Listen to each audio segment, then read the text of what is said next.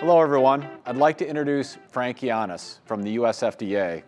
I've had the opportunity to speak with Frank over the last few months, and we're very excited to have him as a guest today to talk about key issues that are affecting us all, particularly with the pandemic. In our recent conversations, you've shared that the pandemic has really exposed the fact that we don't have an interoperable food system, was the term that you used. And I was hoping maybe you could expand on what you mean by that. Well, thank you, Bob. I'm delighted to be with you today and talking to your audience. Let me just begin by acknowledging the obvious. We've just experienced what is defined as a historic crisis for the food system and for society at large, of historic proportions. You know what happened early on in the pandemic. We had a rush of demand, consumers going to grocery stores, buying foods, buying more than what they normally buy, and stocking up because they were being asked to stay at home. I've used the analogy, and it's probably not doing it justice, it's the equivalent of 7 Thanksgiving holidays all back to back, and people just buying a lot of products without producers or retailers expecting it. And so we saw a lot of outages, as you know, center of the store items flying off the shelf, paper goods, cleaning supplies. And then shortly thereafter, the next domino fell, which was as restaurants and food service institutions closed and hotels and theme parks, there was all of a sudden a lack of demand in those types of channels. We know that about 50 cents or greater of every dollar spent on food is spent on food away from home. And so all of a sudden those channels dried up. And what we saw very early on in the pandemic was not a lack of food supply, but primarily supply chain issues. Too much food in the wrong places. And that's why you saw on local news food being discarded, thousands of gallons of milk being dumped. We saw farmers plowing over produce that was destined for theme parks and hotels. And what became apparent, Bob, one of the lessons learned of this pandemic is that we don't have an interoperable food system.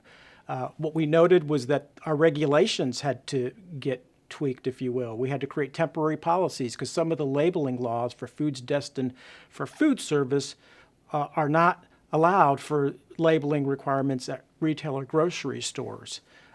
We also saw issues with just supply chain logistics, not being able to move channels that quickly, had issues with UPC and SKU numbers. And so the realization is that by and large, while we just experienced the largest crisis or test on the food system, and in my opinion, the food system actually fared pretty well. When you think about the unprecedented nature of the crisis, it passed the test. We've identified opportunities, and one of them is we have to create a more interoperable food system, meaning that maybe our rules have to get modified so that foods can be labeled one consistent way and they can cross channels. We need to digitize the food system. We've seen that digitizing using common standards such as GS1 allows for that interoperability to happen a little bit more efficiently. And so while there's a lot of criticism of the pandemic and how it affected the food system, I think by and large we fared well. But the lessons learned, I think, will allow us to create a more resilient and stronger food system. No, I would agree with that. And just building on your comments around digitization, you know, throughout your career, and many know you've spent a pretty tenured amount of time at both Disney and Walmart, and you've been a longstanding proponent for the importance of data and the use of technology. And I wanted to ask you, how has the pandemic influenced your views on these areas of investment right now? And would you be able to share the recent, I know you shared with us the recent proof of concept you performed with the help of AI for import-export of seafood? You're correct. Throughout my career, when I was at the Disney theme parks and then more recently at the world's largest retailer, I've always been a believer that some of the technologies that were available then were needed, largely because of scale. Scale of those two institutions, one with hundreds of thousands of employees, the other with 2.2 million employees. And if you think about what we do in the federal government, it's scale. It doesn't get bigger than this. But I think you've also heard me say that it's not about the technology. For instance, early on, I was a believer in handheld technology to drive efficiencies. But it was never about handheld technology. It was about letting people do the work where they're at that moment in time. More recently, at the world's largest retailer, I led a blockchain initiative. And as you know, for me, it wasn't about blockchain, but it was about a technology that could provide greater transparency and provenance to know where foods come from. And so for me, the technology has always been about solving business problems, or in my case now, solving public health challenges. So I've been a big believer in that. I think coming through the pandemic, what's become crystal clear to me is some of our vision of a new era of a smarter food system is actually truer today than it was pre-pandemic. We've seen that in all sectors, not only food, companies that have digitized are companies that have fared a little bit easier through the pandemic. And I believe time will tell that those companies will come through the pandemic in a little greater strength. For the food system, it's about digitizing the food system, having greater transparency. It's about the issues of interoperability. It's about better predictive analytics to know where problems might arise. So big believer, I think the need to digitize the food system is going to only get stronger. And as I said earlier, I think it helps us in these types of situations. And your question about recent proof of concept that the FDA completed with artificial intelligence is another one. Again, it's not about AI, but it's about the idea that we have to be able to have the best predictive analytics to determine what food problems might be a problem for the American people. We know that by and large, today's food system is incredibly safe. But we did a proof of concept, Bob, with AI specifically around imports and specifically around seafood products. Some of your listeners might think that a very large percentage of foods consumed in the United States are imported. It is a global food system, and so we're proponents of making sure that we have safe and available food no matter where it comes from. But by and large, about 15% of foods consumed in this country are imported. Some commodities, it's much higher, such as seafood. About 94% of the seafood consumed in the United States comes from abroad. We have a state-of-the-art system. We've had it for a long time called the Predict system that screens every single line of FDA-regulated products. It does a pretty good job. It ranks products based on potential risk, and then it points our inspectors to either do a review and sometimes even take samples of those products. We wanted to see if we could apply artificial intelligence or machine learning on top of the functionality that we have today in our Predict system. Could it strengthen our predictive capabilities of finding what we would call violative products? And so we looked at 2 years of seafood products, retrospectively overlaid this artificial intelligence functionality onto Predict, and lo and behold, you could probably guess what happened. A dramatic increase in our ability to predict which products might be violative.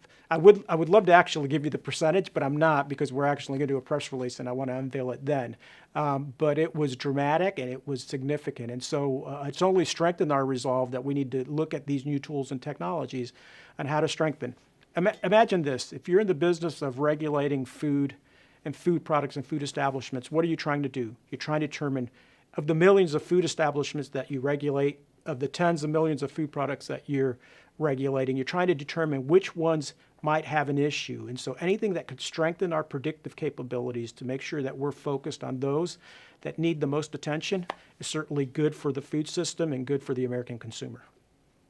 That's really helpful to hear. And you're right, it's never necessarily about the technology, it's more about the consumer and the shopper. So let's shift and talk a little bit about her for a moment. And what shifts are you seeing in those consumer purchase patterns and behaviors that influence both how the FDA now and the industry together need to approach food safety? Yeah, Bob, that's a great question. I was saying before the pandemic that it's been predicted that we're going to see more changes in food in the next 10 years than we saw in the past 30. And I would tell you that we've seen more changes in food in the past 2 months than we did in the previous couple of years. Let me begin with just e-commerce of food. We know that by and large consumers have made this shift. They're buying more and more products online. Food was one of those last frontiers, and most of the best estimates said that about 1 out of every $5 spent on food would be done online by the year 2025. The conversion seemed to be going a little bit quicker. More recent predictions were 1 out of every $5 by the year 2023. And what we've just seen is those estimates have been blown out of the water. It's skyrocketed as consumers stayed at home and trying to protect themselves. Even demographics that normally didn't shop online were purchasing online. And so we've seen the tsunami of conversion of consumers now purchasing foods online. And I don't think that's going to reverse. I think people are going to like the convenience. Now, that's significant for food safety. Some people say, well, why is that so important for food safety? Well, it's important on multiple fronts. When you buy more and more foods via platforms online, what we tend to see is those retailers increase the number of SKUs they have available. So there's more food products to manage from a risk perspective. The typical grocery store could hold around 50 to 60,000 food SKUs. When you go online, you can have an endless store, and so you can have foods coming from everywhere, anywhere that you want, any given country, at any time, any place. And so your risk profile increases. The second thing is the way you communicate with customers changes. Think about somebody with a severe dietary need, somebody, let's say, with food allergy. If they walk into the grocery store, they pick up a product, they can read a label. They can no longer do that if they're ordering foods online. And so you have to think about new ways to communicate with the customer. And so there are things that we have to consider from a food safety standpoint, but this shift from buying foods in brick and mortar to online is something that has implications for the food system in general and certainly for food safety. Another thing that we've seen through the pandemic and how consumer behaviors are changing, I believe some of the early studies are suggesting, and I think it's likely to last, is that there's an increased concern and consumers are really looking to trust. They're looking to trust the foods that they buy, that they're safe. They're looking to trust the brands that they're purchasing. And some studies and surveys are suggesting that they're increasingly concerned about provenance. They want to know when they pick up a food item, where did this come from and how was it produced? FDA has a hotline. And for example, at the beginning of the pandemic, we were getting a lot of calls, people asking questions about foods from certain origins because of a lot of COVID-19 cases being reported in these regions or countries around the world.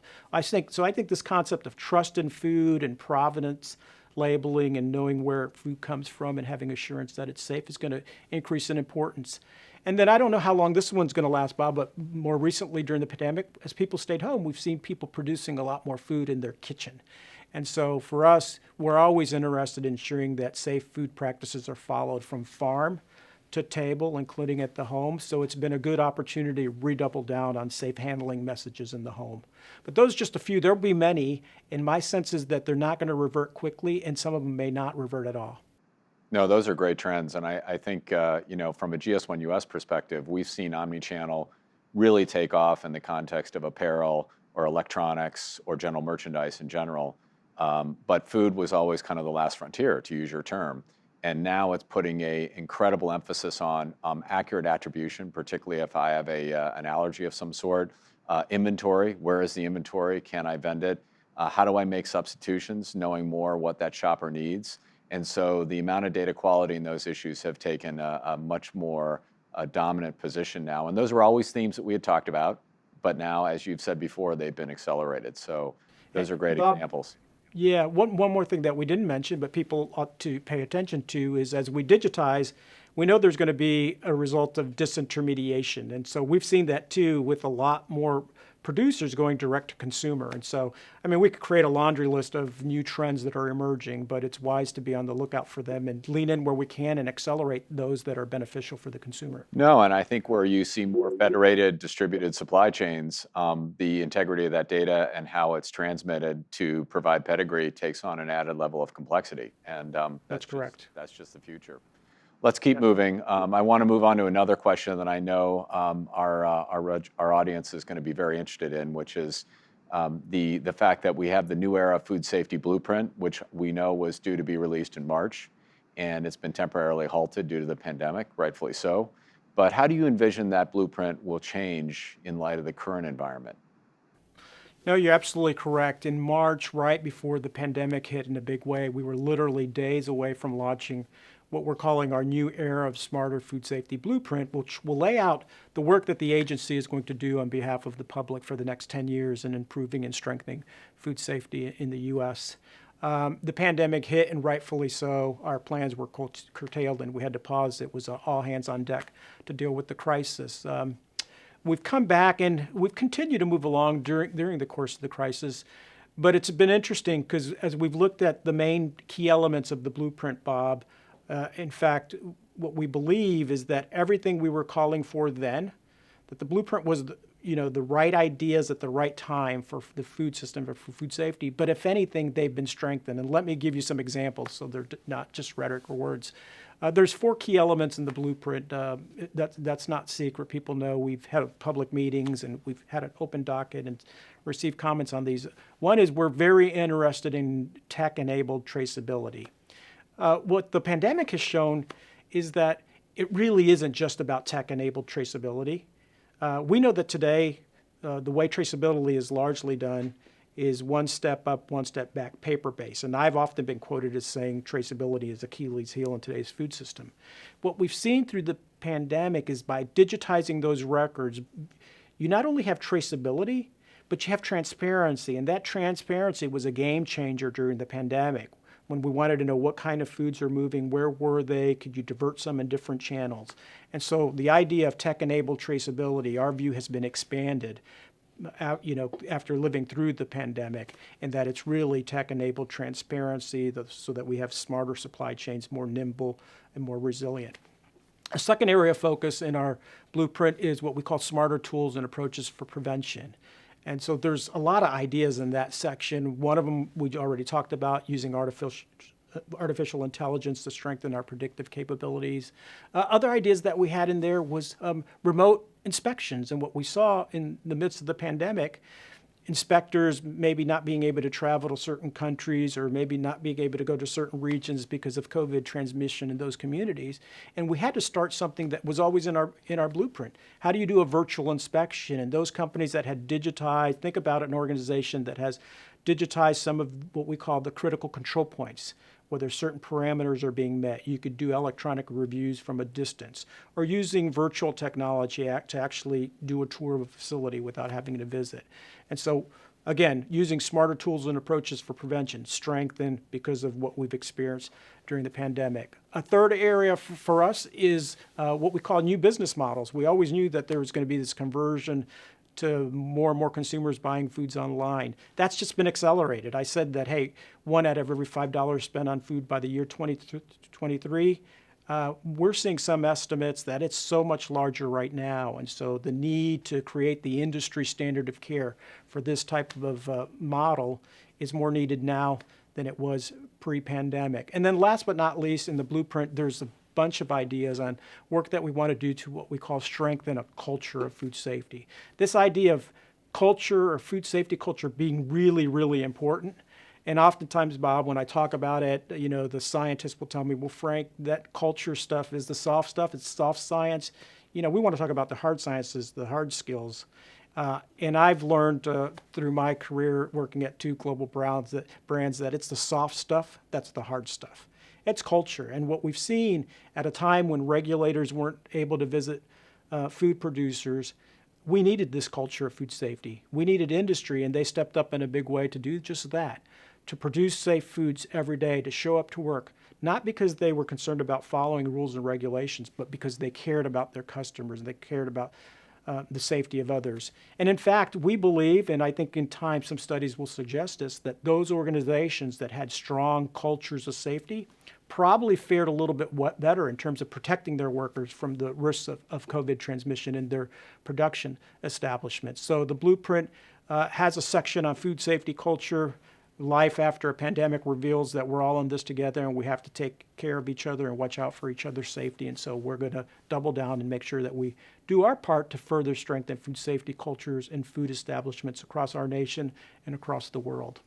Yeah, changing behavior is always the hardest thing to do in an organization, whether it's going to the gym or eating better. All those things are so hard. That's correct. It's not just knowledge.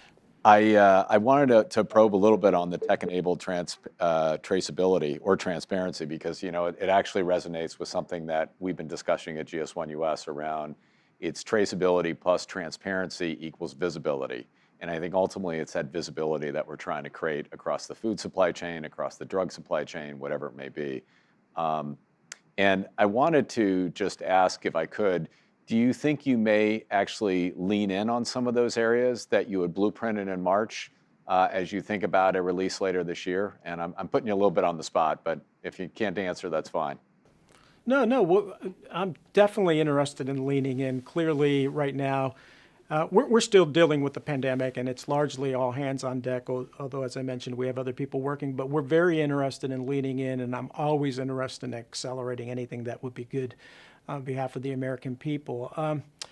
Traceability, let me just tell you a little bit more about that. You mentioned traceability equals transparency. I agree with that. We're after transparency, not just traceability. But one of the things that's also beneficial, Bob, is that once you start digitizing supply chains, and in my instance, I'm very interested in food, you can not only do what we call track and trace, but you can monitor. And we've seen some proof of concept. I've been involved with some of these in my day, where you can not only then have provenance, but you can monitor, let's say, temperature conditions. And you can move from a system that's just first in, first out to first expired, first out. You can move from a system where I'm not really sure if there was temperature control throughout the supply chain to one where I know they maintain cold chain compliance throughout its duration. And so I believe it's not only transparency, but I think it's this idea that we're going to be able to monitor food as an asset as it travels through the supply chain, or for any other product that GS1 is interested in. And so at the end of the day, I think the agency is responsible for regulating establishments and regulating food products. And this new digital world that's emerging is good for compliance, safety, and trust, in that we now, rather than just writing rules on how facilities should operate, or writing rules and having some weak paper-based records to see how products travel through the supply chain, and you can never do that in real time. We now have the ability to digitize assets, whether they're establishments and food, and give everything a voice and be able to monitor it almost in real time. And that's an exciting world from an efficiency, from a sustainability, and from a safety standpoint. And so, happy. Yeah, and happy to I think, accelerate. and I think also, back to your point you made earlier, really shifting the mindset from being reactive to predictive, which is, Correct. I think, the goal of all of us, is to prevent the next romaine crisis, which heaven forbid we don't encounter again. Absolutely. So, Absolutely. Let me move on to another question that I know our audience is going to be really interested to hear, which is the food traceability rule, which we hear is on track to be unveiled perhaps in September. Can you confirm that, and can you share with those watching some insights about what we can expect with regard to high-risk foods? Yeah, great question. So the Food Safety Modernization Act, also known as FSMA, always had a section to deal with food traceability. It's called Section 204. You can go to FSMA Section 204 and read it. And it deals with additional record keeping for certain foods that are deemed higher risk of causing foodborne illnesses. We are under a mandate to complete a proposed rule by September of this year, 2020, and we're on track to do that. We've been working very diligently. With proposed rules, I'm fairly new to government. There's limitations on what we can say, so I won't be able to give you a lot of detail, but I can give you some generality that I think will whet your appetite. We've looked at food traceability rules all over the world, and I will tell you my own view is that they generally leave me a little unfulfilled.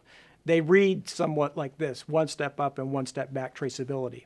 What they don't do is they don't talk about what are the key data elements that are needed, what are the critical tracking events that are needed. And so, Bob, they're written, in my view, and I share this with humility and all due respect, but they were written very much for the 20th century, a paper-based world. But we're now living in a world where there's standards such as GS1, there's digital monitoring.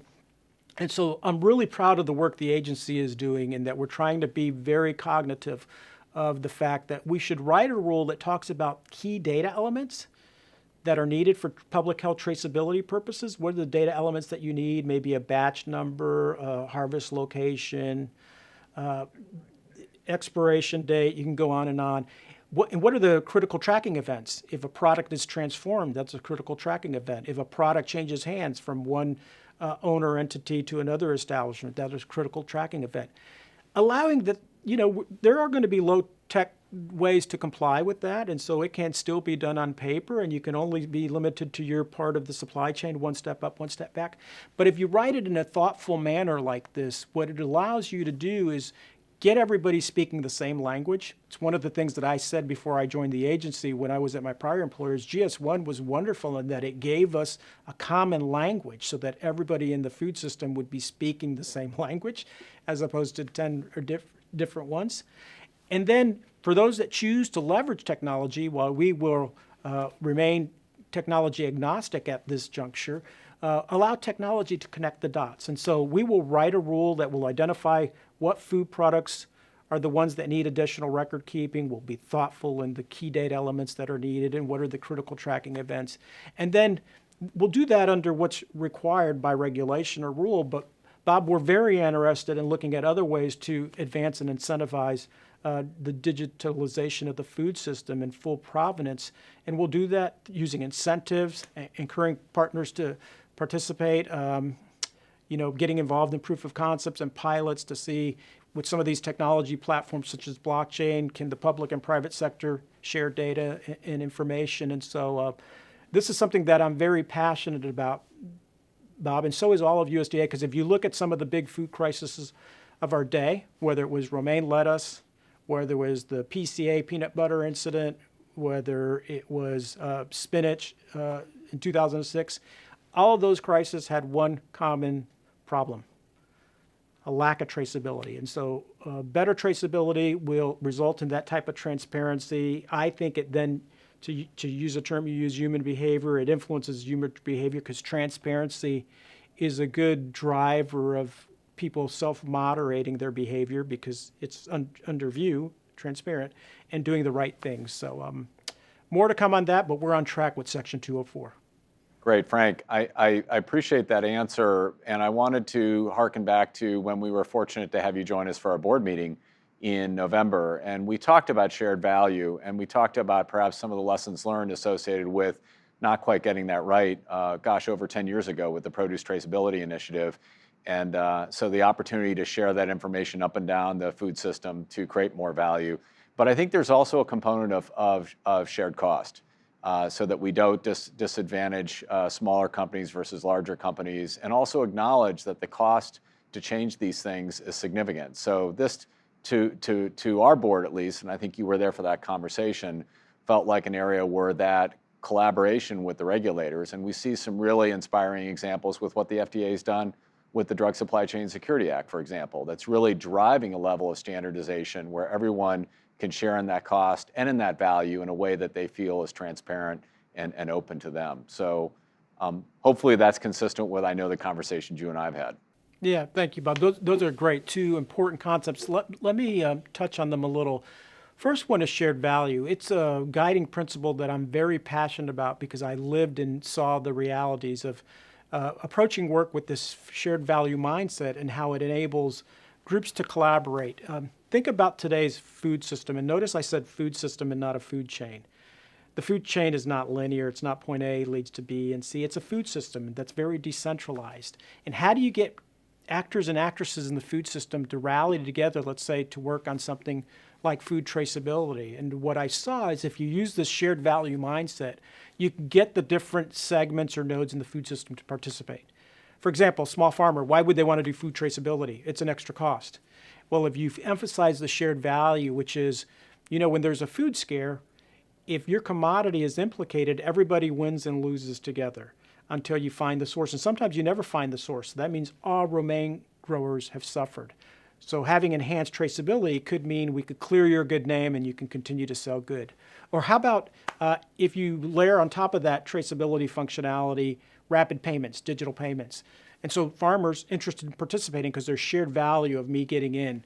I did a proof of concept with sliced mangoes, I think, in blockchain. And the processor got in, they told us because this concept is shared value. They said, every time my mangoes don't make shelf life at a retailer, I get blamed. I'm not convinced that it's something that we did, and it might be mishandling in the supply chain or maybe at the retail or distribution center itself.